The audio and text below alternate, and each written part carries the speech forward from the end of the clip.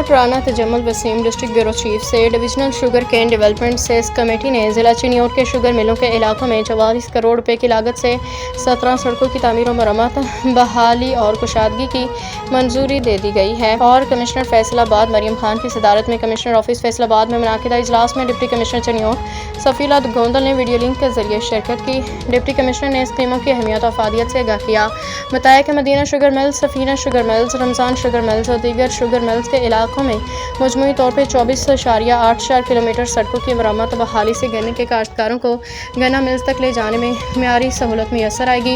उन्होंने बताया कि district sugar cane development cess committee ने स्कीमों का बगौर जायज़ा लेके उन्हें डिविजनल सतह पर मुनाकिद इजलास में पेश किया था, जिन्हें मंजूर किया गया है। डिप्टी कमिश्नर ने हिदायत की कि मंजूर होने वाली सड़कों पर फौरी तामीराती काम शुरू कराया जाए।